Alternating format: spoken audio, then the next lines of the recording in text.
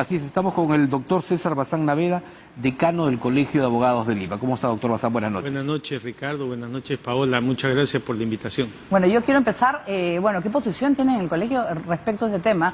Esto todavía no ha entrado a la Comisión de Justicia, creo que tengo entendido. Todavía no ha entrado el debate. Claro, no, en debate, incluso el ministro de Justicia ha dicho pues que el Ejecutivo no tiene una posición sobre este tema hasta que no se ingrese o pueda debatir. ¿Cuál es la posición de ustedes? Bueno, la posición del Colegio de Abogados desde hace muchísimo tiempo atrás es la misma que ha señalado el Tribunal Constitucional cuando se resolvió el caso de los jueces sin rostros. Es decir, que no tiene un carácter constitucional, que atenta contra principios generales establecidos en la Constitución y por lo tanto un proyecto presentado en este momento cuando ya se declaró inconstitucional es inviable. Digamos, en la actualidad una propuesta de ese tipo es una suerte de globo de ensayo que se ha propuesto a nivel parlamentario. Más bien es un error, porque si ya se sabe que el Tribunal Constitucional declaró inconstitucional la ley, volverla a presentar es que va a seguir exactamente el mismo camino. Ayer entrevistaba al general Arriola, que es el número 2 de la policía, sí, y él se mostraba a favor, a título personal, porque dice que esto es una suerte de experiencia de lo que se vivió en los 90 y que a su criterio sería la forma más segura de poder garantizar la vida de jueces y fiscales. Claro, pero de lo que se trata es de garantizar la seguridad de toda la nación, de todos los peruanos. Y uno de los principios constitucionales es el derecho a la defensa.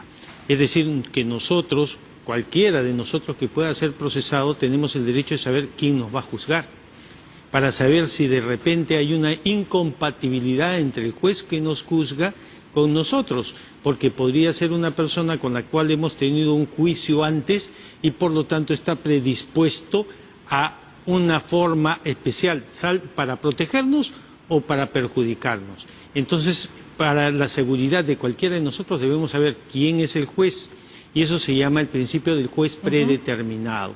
Además, necesitamos conocer todos los elementos de defensa que nos permitan convencer al juez.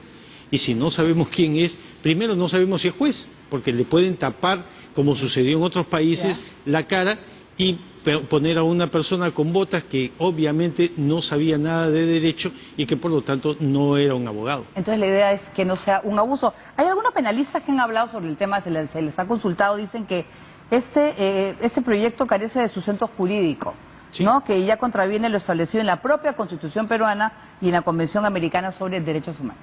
Sí, es exactamente lo que les acabo de decir. Ya se sabe que el Tribunal Constitucional peruano, independientemente de la composición que sea, ya lo declaró. Por lo tanto, ya está expulsada la norma del sistema jurídico. Si una vez que es como un jugador, es expulsado del partido, le sacó tarjeta roja el árbitro y lo quieren volver a poner. No pueden, ya está expulsado. Y cuando se habla de figuras como terrorismo urbano para catalogar a los casos de delincuencia que existen en la actualidad, ¿es viable esta figura? Es que en realidad nos causan terror, nos causan pánico, pero el terrorismo va dirigido hacia una convicción política o a una finalidad de ideología. En este caso se trata de delincuencia, ellos no tienen otra ideología más que el robar, el privarnos de nuestros patrimonios, o sea, es delincuencia común pero muy bien organizada y que avesadamente matan y no tienen respeto por la vida de ninguna persona. Pero son delincuentes comunes. Claro, y además yo imagino que puede haberse la posibilidad de presentarse este proyecto porque en países como el Ecuador, por ejemplo, donde la delincuencia ha aumentado muchísimo, ha muerto recientemente un fiscal, un juez, se fue asesinado, ¿no? Sí, claro. Fue asesinado. Entonces, quizás es ese miedo, ¿no? Es ese miedo a que pueda haber un caso así, un fiscal que esté viendo a un delincuente muy peligroso pueda ser asesinado. Bueno, es que aquí en Perú ha sucedido. En la época del terrorismo, un fiscal formulaba una denuncia y al poco tiempo aparecía muerto. Claro. A jueces también. Recuerden ustedes a los presidentes de instituciones como del Seguro Social o cosas por el estilo, claro, también fueron muertos por los terroristas.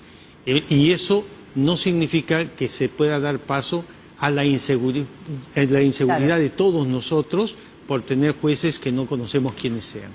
No, también hay temas en los cuales ahora están hablando de la posibilidad de que el frontón pueda ser habilitado como penal. Esa es una buena idea. Esa es una magnífica idea. Mire usted, uno de los grandes problemas es que estos delincuentes están en las cárceles y por ahí se comunican con celulares para generar extorsiones, para dirigir sus bandas criminales. En el frontón es muy fácil bloquear todas las líneas de celulares y de comunicaciones.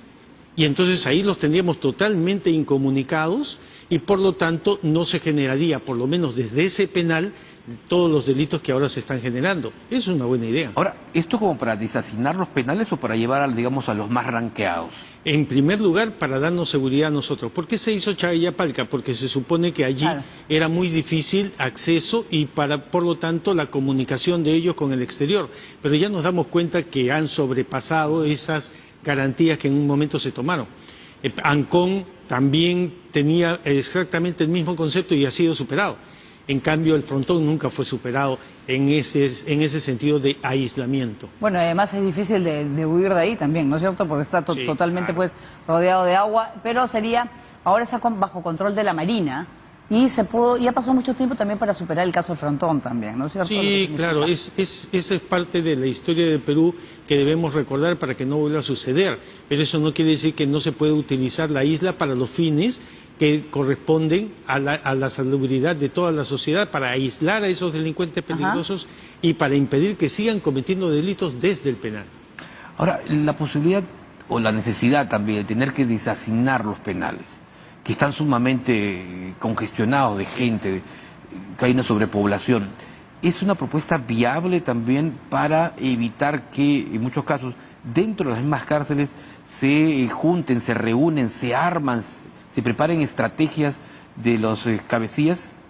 Bueno, en realidad la solución está en hacer más penales, en establecer medidas que nos permitan tener el control de aquellos que son los delincuentes y hacer las cosas que no se han venido haciendo. Hace muchos años que no se hacen penales y no se desconcentra esta congestión. El hecho de que no tengamos penales no quiere decir que soltemos a los delincuentes. Y ese es parte del error que este gobierno ha cometido. Ha ampliado el periodo por el cual se tiene que enviar a una persona a prisión. Antes una persona que era condenada a 4 años podía estar en libertad, pero 4 años y un día se iba a prisión. Ahora 5 años y puede seguir libre. O hasta en algunos casos hasta 6 años y puede seguir libre. Es decir, una persona que ha cometido homicidio y lo condenan a 6 años...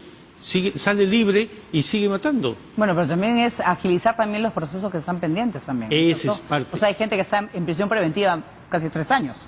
No, casi más del 60% de los detenidos, que son los que pueblan nuestras prisiones, no están allí condenados, sino están solamente con prisión preventiva.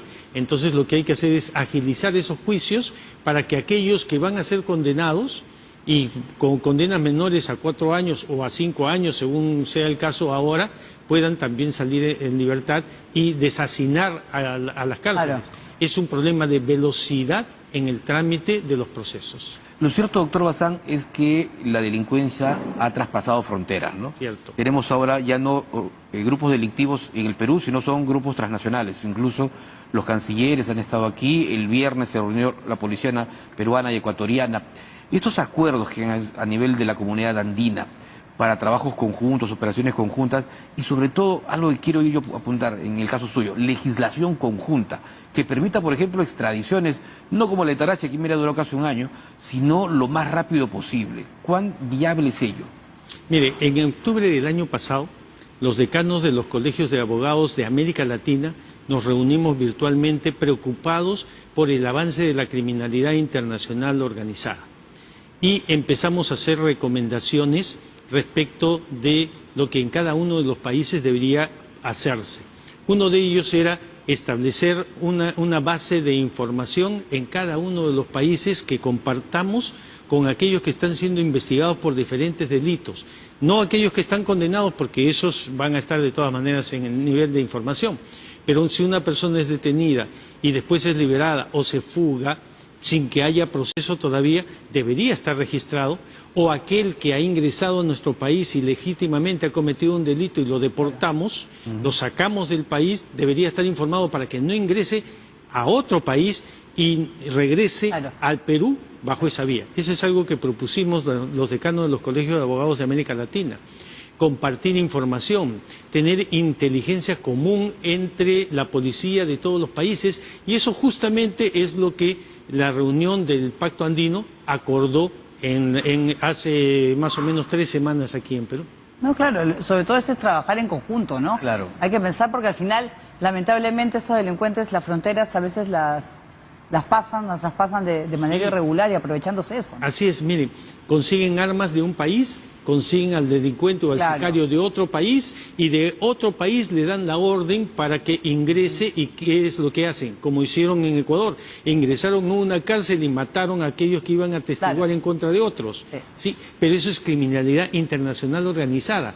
¿Y qué hacen esos criminales? Toman el teléfono, el celular, llaman a otro, contratan a los delincuentes, compran las armas, dan las instrucciones, le dan la movilidad y en 3 horas ya arreglaron el problema. Y en cambio, la policía, que actúa lentamente, que no tiene información, se demora meses en averiguar qué pasó. Esto debe ser preventivo también, es decir, cuando se tenga información de inteligencia de que algo va a suceder, compartir la información y que todos nosotros podamos en nuestros países tomar las medidas pertinentes. Es parte de lo que los colegios de abogados hemos sugerido. Perfecto, muchísimas gracias, doctor César Bazán Naveda, decano del Colegio de Abogados de Lima. Ya está terminando también su gestión. Sí, hay elecciones pronto, ¿no? Sí, el 24 de febrero va a ser la primera vuelta. Hay 12 candidatos. Se supone que no van a alcanzar el mínimo porque es el 50 más 1 de los votantes. Así que la segunda vuelta será en la segunda semana del mes de marzo de este año. Muy bien, muchísimas gracias al doctor Bazán, y nosotros vamos a hacer una...